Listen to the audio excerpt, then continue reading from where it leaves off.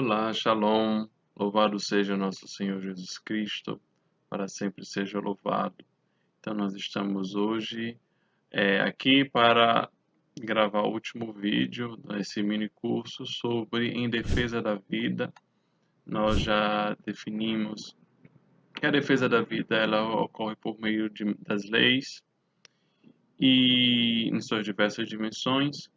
Também nós falamos da sociedade em que nós vivemos hoje e como ela pode influenciar na nossa ação moral que tende a não valorizar a vida do outro, a vida do próximo, e que o valor ou o princípio moral mais importante deve ser o princípio da alteridade, ou seja, fazer ao próximo aquilo que você gostaria que fizesse a você mesmo, né? Ou amar ao próximo como a si mesmo, como de Jesus, ou amar uns aos outros assim como ele nos amou, dentro de uma perspectiva cristã. E nós falamos também sobre a questão da vida humana, a vida como um processo autopoético e do embrião humano como o embrião humano como vida humana. E é muito importante que a gente lembre disso, porque às vezes querem negar ao embrião humano que ele seja vida, e aí a conversa fica um pouco até irracional, porque não tem como negar que não seja uma vida. Tem algumas pessoas que dizem que não seria a vida humana ainda, que seria uma expectativa de vida humana, que a vida humana começaria a partir do momento da formação da linha primitiva do sistema nervoso central, ou até mais para frente, quando o sistema nervoso central já está formado, quando ele passa a ter, teoricamente, a capacidade de sentir dor. E só que esses critérios são critérios muito frágeis para você definir que a vida humana começa nesse momento, porque como nós já falamos, a dor e o prazer não podem servir como princípio moral sólido das nossas ações e também não podem servir para definir quem é ser humano e quem não é ser humano, porque existem pessoas que têm uma falha biológica, de nasceram assim, um problema congênito, muitas vezes não conseguem sentir dor. É raro, mas existem pessoas assim. E então, significa que se ela não sente dor, ela não é ser humano. Além do mais, se o embrião humano ele não não é humano, ele é o quê? Né? Essa é também uma questão que a gente precisa usar conceitos que eles sejam conceitos firmes, substantivos, e não conceitos relativos que peguem uma ou outra característica da pessoa e o absolutize. Porque existem coisas que são absolutas, que é a essência do ser. E existem coisas que são relativas, que são acidentes, que são coisas menores, que não estão na essência, né? São coisas que não definem o ser em si, mas que são acessórios. E a gente vive num mundo hoje que tenta relativizar tudo e dizer que tudo é relativo, mas se tudo é relativo, então nada é absoluto, nada. Essa frase é incongruente, porque, veja, o que é uma coisa relativa? O relativo, ele precisa de duas referenciais. Então, por exemplo, se você diz que fulano é alto, você precisa comparar ele a uma outra pessoa que é baixa. Mas para você dizer que um é alto e o outro é baixo, o alto, a pessoa em si, e o baixo, eles precisam ser duas coisas absolutas. A pessoa em si, o ser humano que está sendo comparado, ele precisa ser duas coisas absolutas. Ele não pode ser uma coisa relativa, porque o relativo é a relação que existe entre duas coisas absolutas. Então, existem coisas relativas e existem coisas absolutas. As coisas relativas são relações entre coisas absolutas. Se eu não tenho coisas absolutas, eu não posso ter coisas relativas. É uma coisa lógica. Mas as pessoas tentam relativizar tudo. Então, eles tentam relativizar o embrião humano, dizendo que ele não é humano, que ele não é vida. Mas, além dele ser vida e vida humana, nós definimos também juridicamente o embrião humano como uma pessoa jurídica dentro da definição também do jurista Teixeira de Freitas, que ele diz que o ser humano embrionário, o zigoto, o embrião, o feto, ele é sim uma pessoa juridicamente, mas tem os efeitos da sua personalidade jurídica adiados até o momento do nascimento. Depois nós temos que analisar a questão do aborto dentro da prática médica e também dentro do direito penal. Dentro da concepção médica, o abortamento, segundo a definição de, de alguns médicos, a palavra aborto vem de privação do local adequado. E essa privação do local adequado, ela pode acontecer de uma forma natural, não provocada. O aborto pode acontecer de uma forma não provocada intencionalmente, né? Então é chamado de aborto natural.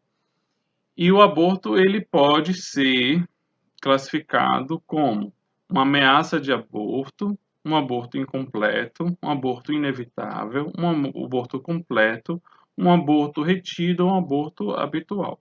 Um aborto completo é quando a criança, o embrião, o feto, o zigoto, ele morre e ele é expelido completamente, junto com cordão umbilical, placenta e etc. Ele é expelido completamente. O incompleto é quando parte do ser em gestação fica no útero da mãe. O retido é quando o produto conceptual, o ser em gestação, ele fica no útero, permanece no útero por até 4 semanas. Sem sair, isso às vezes acontece também. Como, por exemplo, no caso de uma criança que nasce morta. Ela já estava morta, não se deram conta e na hora do parto que se percebeu que ela já estava morta dentro da barriga da mãe. E é chamado retiro se ele passou mais de 3 semanas, 4 semanas dentro da barriga da mãe sem ter sido expelido.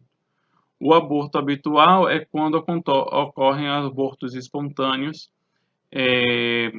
mais de 3 vezes seguidamente, entre a 20ª e a 22ª semana de gestação. E o aborto inevitável é aquele aborto que ocorre, que é natural, não provocado, quando existe uma dilatação de 1 ou 2 dedos, né? E que ocorre um sangramento muito grande, um sangramento vaginal muito grande, a contração uterina muito dolorosa, e uma rotura das membranas. Esse é o chamado inevitável. Isso é a concepção biológica do aborto, os tipos de aborto dentro da concepção médica. E as causas, em geral, entre 46% a 54% dos casos que ocorrem até o primeiro trimestre gestacional, até o terceiro mês de gestação, em geral, são problemas acrossômicos, aberrações acrossômicas. Então, o feto, o embrião tem deformações tão grandes que o próprio corpo ele expele aquele ser, porque ele não é, vamos dizer assim, um ser humano real. O produto da concepção ele, ele é uma aberração, não é um ser humano viável que vai poder sobreviver. E os abortos tardios que acontecem depois desse primeiro trimestre, depois do terceiro mês de gestação, em geral são causas de doenças sistêmicas da mãe, né, que pode ser ela pegou uma pneumonia, pegou uma febre tifoide, ou então pode ser uma doença causada por vírus, varíola, ou então o uso de tabaco, álcool, e drogas. É preciso também fazer uma separação entre o embrião e a mola.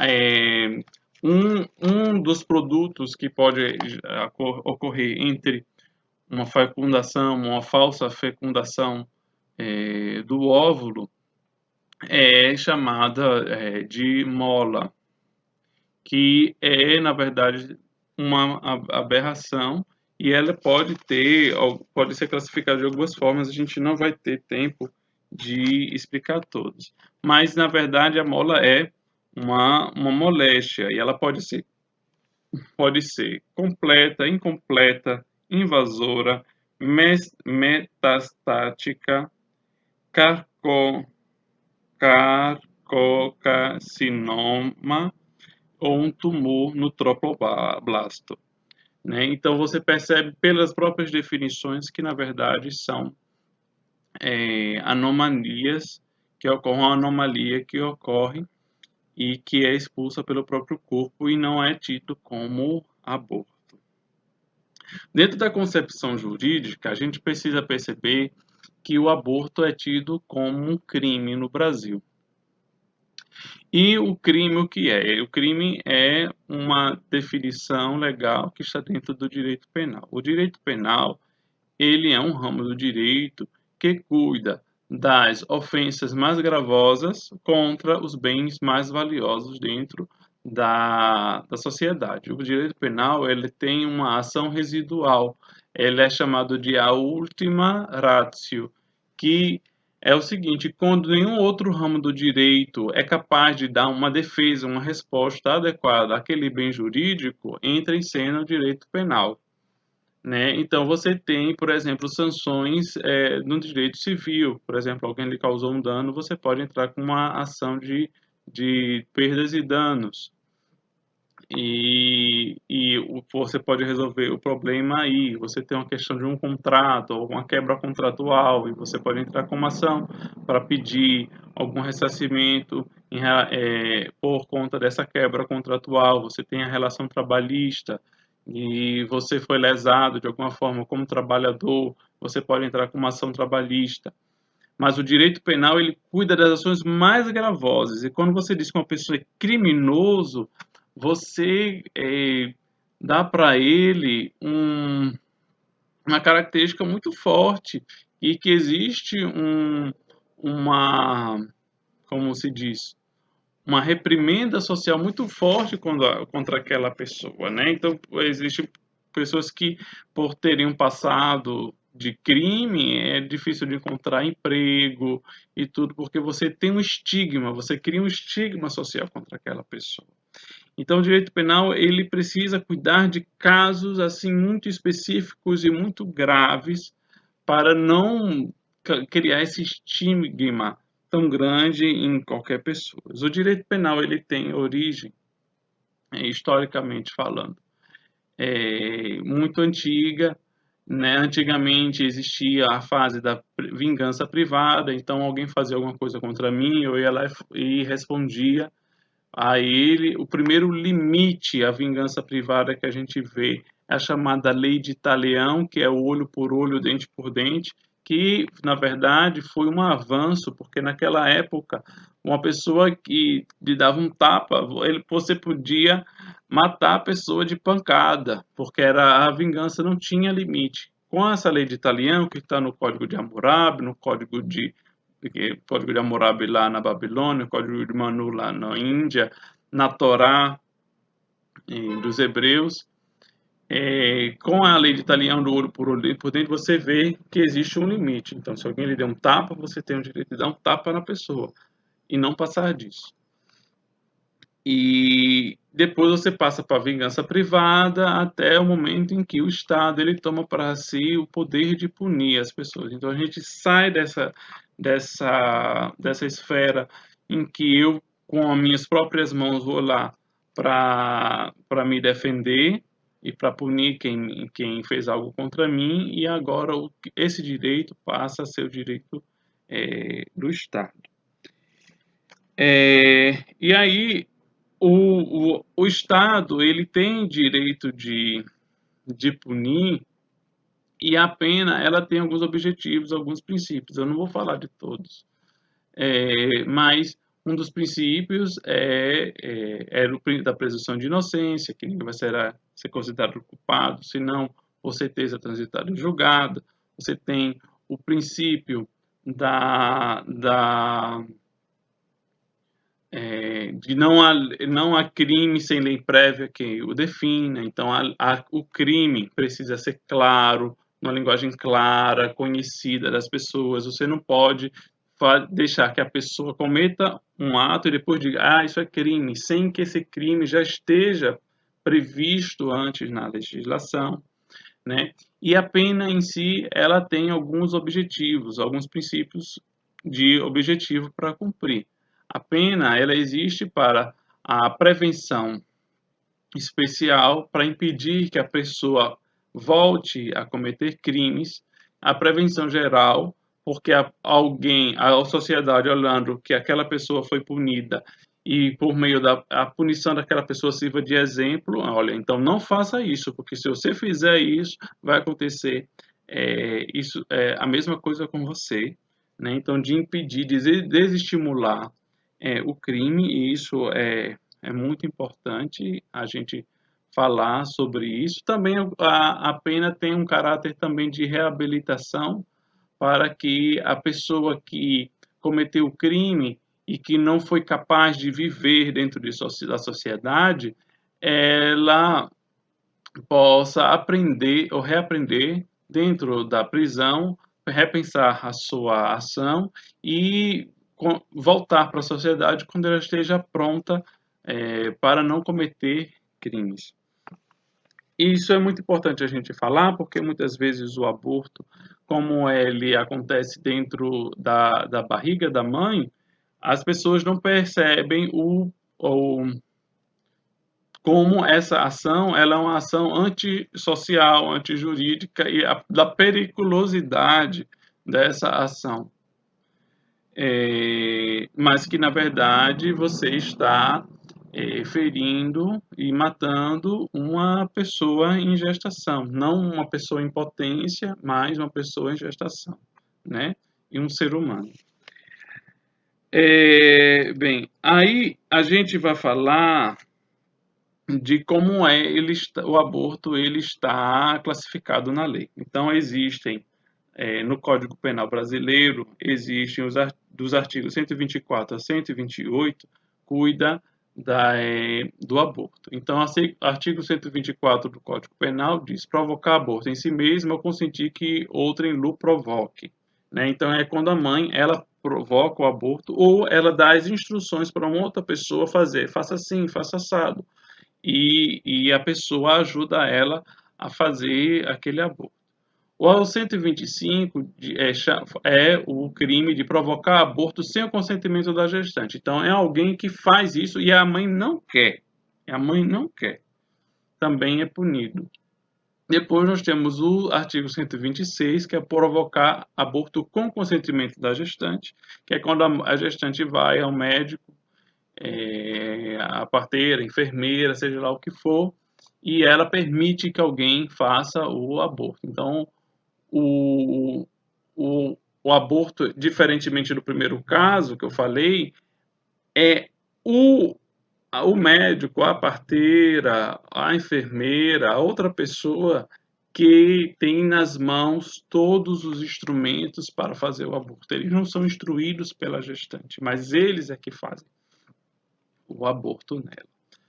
O artigo 127 são uma causa de aumento de pena quando o aborto gera a morte da mãe ou um dano físico a ela.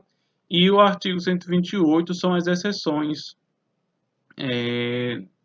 as exclusões de punibilidade quando o aborto é tido necessário, quando causa risco de vida para a mãe ou quando o aborto é fruto de um estupro. A gente não vai falar das exceções, das exclusões de punibilidade, nem vai falar quando o aborto é provocado sem o consentimento da mãe. A gente vai falar só um pouco sobre o aborto que é provocado com o consentimento da mãe, né? E na concepção jurídica, né, segundo não Marx, o Karl Marx, tá, gente? É o José Frederico Marx. Ele afirma que a palavra aborto vem de privação de nascimento. O bem jurídico tutelado é a vida humana intrauterina. Existem pessoas que dizem que seria a, a vida humana em potência e etc., mas a gente é, não concorda com essa teoria, a gente já explicou por quê. Então, para nós, o bem jurídico tutelado é a vida humana. Existem algumas pessoas também que colocam a saúde da mãe, a liberdade da mãe no caso do aborto sem consentimento, mas a gente não está analisando isso. O crime, o sujeito passivo é o ser em gestação, né, o zigoto, o embrião ou o feto, e o crime ele só pode acontecer doloso, ou seja, quando o agente tem a intenção de matar. Então, alguém que é, sem querer assustou a grávida, causou um acidente na grávida e por conta disso o bebê faleceu, ele não tinha intenção de matar, então isso não é punido. É só quando o ato é feito para que a criança morra mesmo, essa seja a intenção. O aborto é uma prática que ocorre no mundo todo e existem estatísticas que mostram a quantidade de abortos que acontecem no mundo.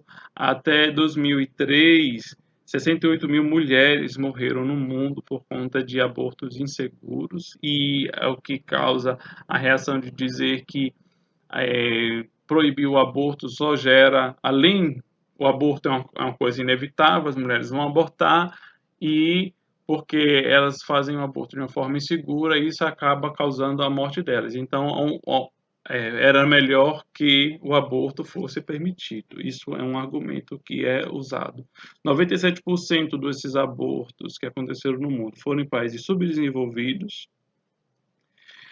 E também acusa que a punição do aborto é baseada numa bioética masculina, e é preciso ter uma bioética feminina que veja a situação, ao ponto de vista feminino. O primeiro caso de descriminalização do aborto aconteceu nos Estados Unidos, no caso Roe versus Wade, em 1973. Esse caso se desenrolou de muitas formas, e embora legalmente seja permitido nos Estados Unidos abortar, também tem a questão da competência dos estados, varia de estado para estado, e acaba que legalmente é permitido, mas praticamente não é permitido. Então se afirma que dentro da bioética masculina que na verdade o aborto é uma obrigação injusta, a criminalização do aborto é injusto, que na verdade é uma visão masculina do direito do homem sobre o corpo da mulher, sobre a prole, porque no início o aborto era permitido, o aborto já foi permitido no direito romano, e era um ato exclusivo do pai escolher se o filho vivia ou não. Depois, mas hoje não é o fundamento. Hoje não é o fundamento do aborto, né? Também se afirma que o feto ele faz parte do corpo da mulher e que ela tem que ter a liberdade de escolher se o feto vive ou não vive. A gente já explicou na parte do porquê o feto, o embrião, ou o zigoto, ele é um ser humano. A gente explicou justamente com base na biologia, na medicina, falando que o feto ele é responsável pelo seu próprio desenvolvimento, ele é um organismo invasor dentro do corpo da mulher, e que, portanto, ele não pode fazer parte do corpo dela. E também a questão da saúde pública que nós falamos, já que existem tantos abortos, e no Brasil existem milhões de abortos por ano, então que deveria ser justificado. E também tem a questão da econômica, de dizer que existem tantos pobres que não têm como sustentar a família e a explosão demográfica, então que seria melhor deixar com que o aborto acontecesse do que deixar essas crianças carentes, com fome e sem ter o que comer, já que a gente vive numa explosão demográfica no mundo hoje.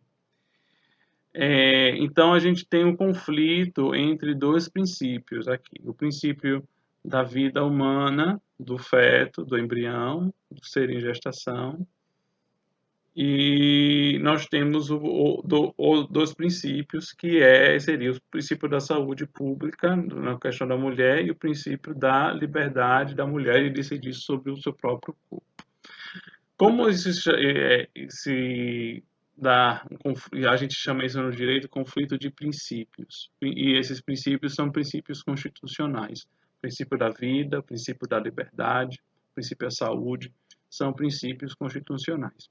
E então a gente quis adotar aqui a teoria de Robert Alexy, que ele diz que quando existe um conflito entre princípios, a gente precisa passar por 3 fases para ver qual o princípio que ganha nesse sentido. E ele fala do princípio da adequação, as fases da proporcionalidade, né, entre os princípios, para você ver qual o princípio que deve ganhar nessa relação.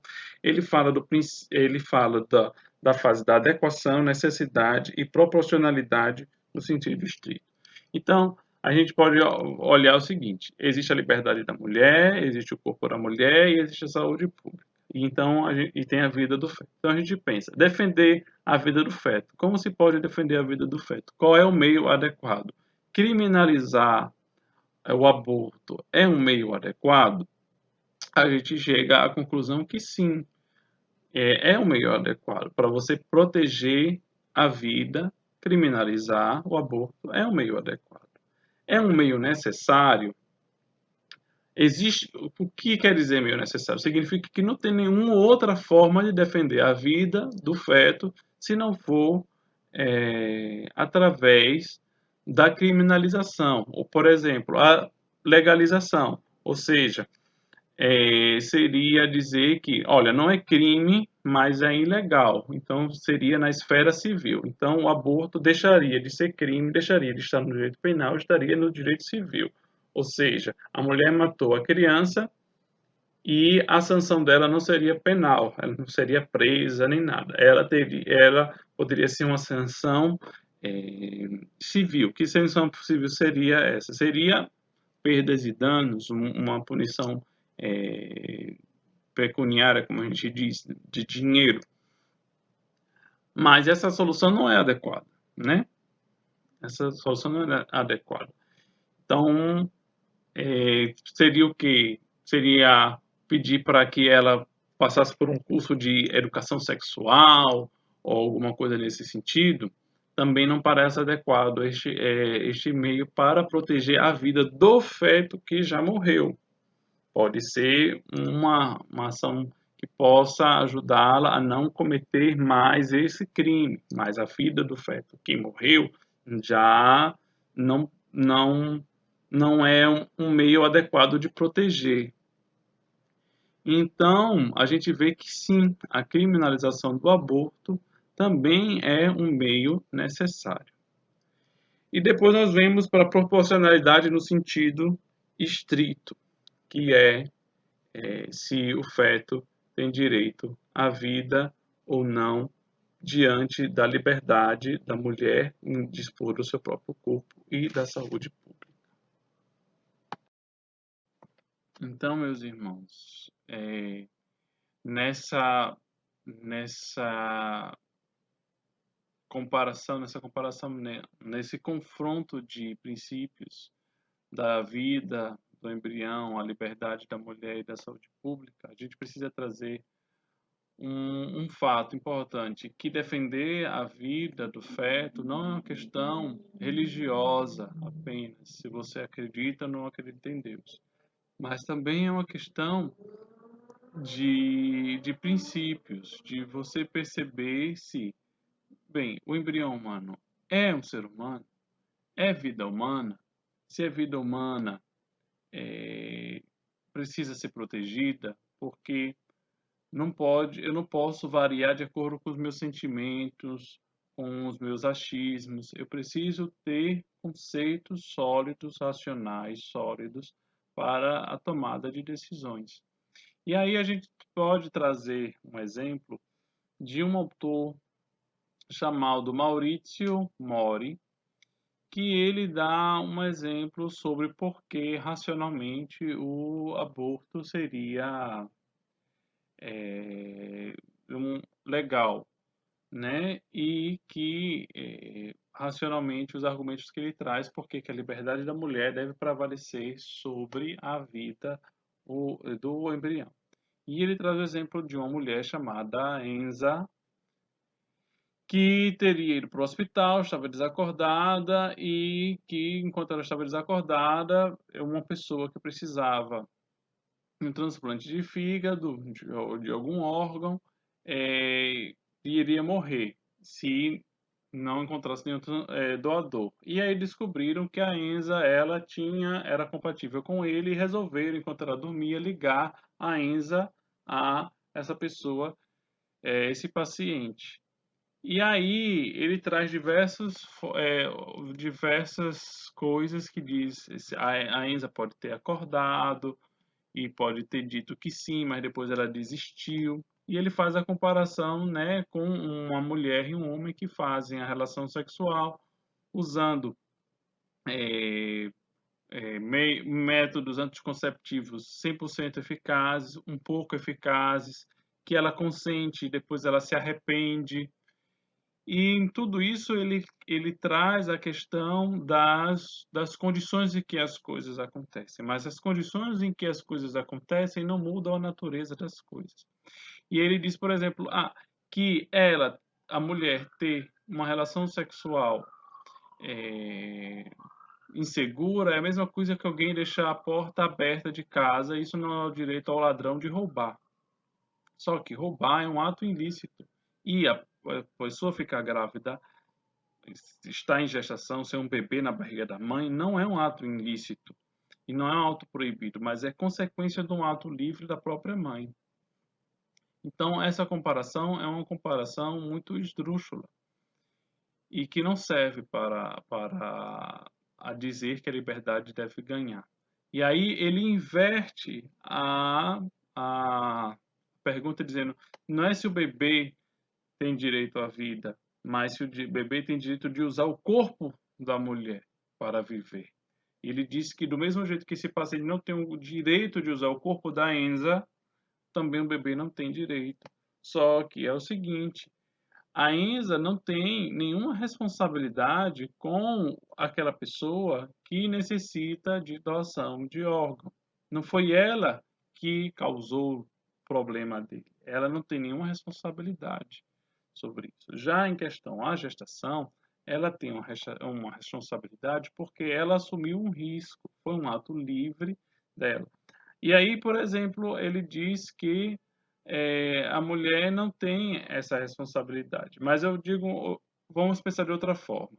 Se o homem que é o pai da criança, ele teve relação com a mulher, ele não queria um menino, e a mulher resolveu ter o menino.